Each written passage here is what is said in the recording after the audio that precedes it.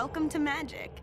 You and your opponents take the role of planeswalkers, powerful sorcerers who can magically travel between planes of existence.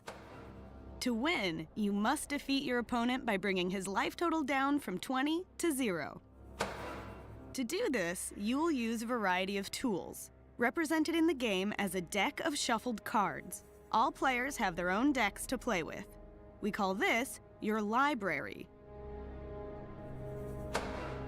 At the beginning of the game, each player draws 7 cards. If you don't like your opening hand, you have the option of redrawing, called a mulligan. To take a closer look at your cards, zoom in. As you can see, Magic cards have many symbols and words. We'll explain what they mean as the game continues. To begin playing Magic, you must complete a series of quests. For the first quest, you're playing a green deck. Green's specialty is large, powerful creatures. Your opponent is Crimson Mage. To cast spells or summon creatures, you're gonna need some resources. In Magic, the main resource, mana, comes from lands. Every turn, you may play a land from your hand. Once you have enough lands on the battlefield, you'll have the mana you need to cast spells, including summoning creatures. Play a land. Since you don't have enough mana to cast any spells yet, we'll pass the turn to Crimson Mage.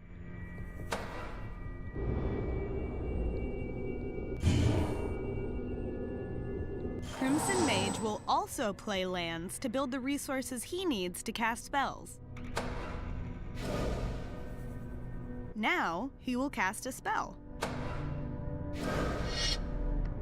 Crimson Mage has summoned a creature. Attacking with creatures, like Crazed Goblin, is the major way players defeat their opponents. On every creature card, the bottom corner displays its power and toughness. Power is the amount of damage a creature deals in combat. Toughness is the amount of damage needed to destroy this creature. Every spell has a mana cost. To summon Crazed Goblin, it costs Crimson Mage a single red mana.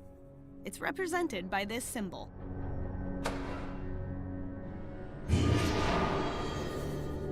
He had to use up or tap his land to pay to cast this spell. Tapped cards are turned sideways. Mana costs can be more complex than Crazed Goblins. Summoning this creature will cost 4 mana, and 2 of the mana must be green. When a player gains control of a creature, it can't attack or do anything that requires tapping. This is called summoning sickness. These creatures will have a dizzy look to them. But we can expect the Crazed Goblin to attack on Crimson Mage's next turn.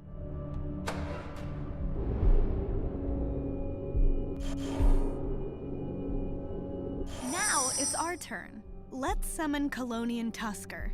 To cast this spell, play a second land, and then choose the creature that costs 2 green mana.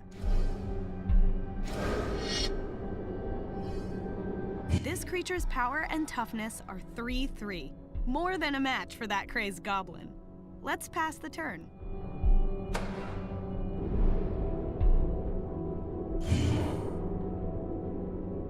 Now, Crimson Mage will play a land and then attack us with the Crazed Goblin. The Crazed Goblin has to attack because its rules say it must.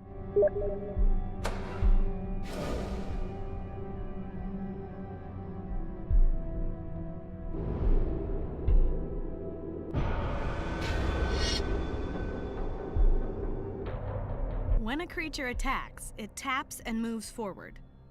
Now you have...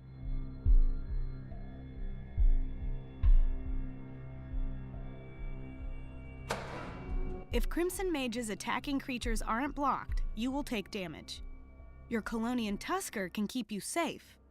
Creatures with summoning sickness can block. Block the Crazed Goblin!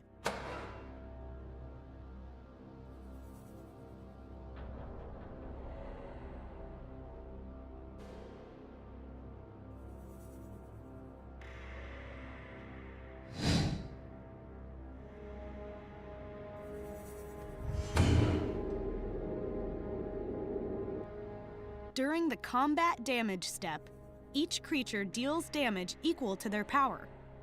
This time, these creatures will deal damage to each other at the same time. Crazed Goblin will die, and the Colonian Tusker will survive.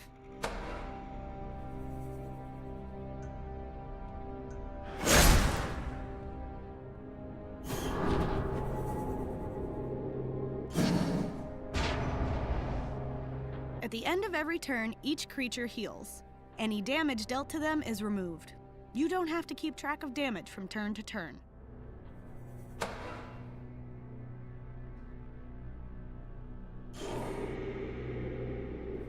Play another land.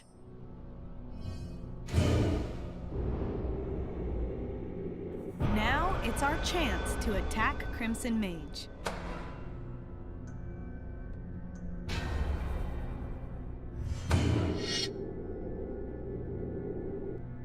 Because he doesn't have any creatures to block with, Crimson Mage will take 3 points of damage.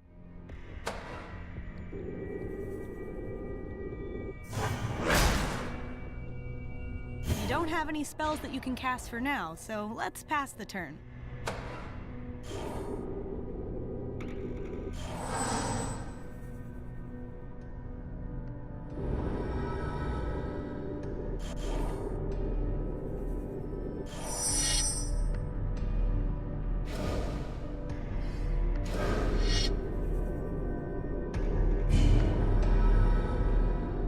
Time to attack. Send your Colonian Tusker into combat. It's important to know that in Magic, you can only decide that your creatures are attacking an opponent. You don't have control over which of your opponent's creatures will block. Unless the card says otherwise, blocked creatures deal all damage to the creatures that blocked them. No damage is dealt to the defending player. Blocking with small creatures to not take any damage is sometimes a good strategy.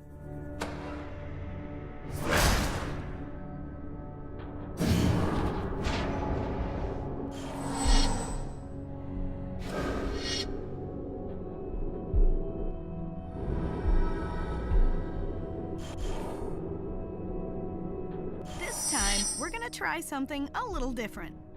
Instead of playing your land and casting a spell before combat, wait until after combat.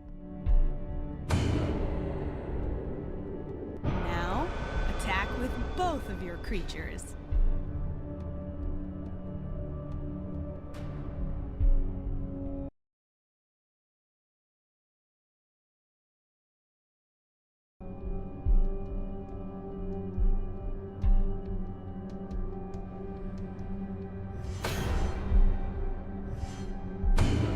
It looks like Crimson Mage has decided not to block with his Bloodrock Cyclops, so he'll take 7 damage.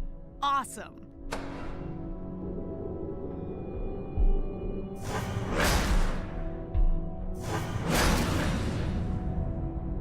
During the main phase after combat, go ahead and play your land. You'll be in great shape to win if you cast this creature next.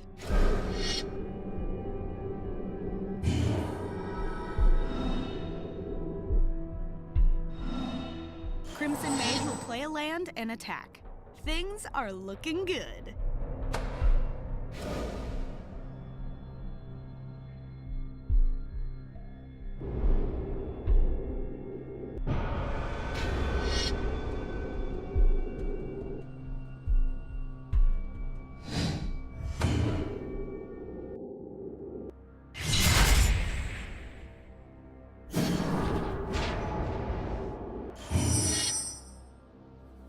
All you need to do now is attack with everything.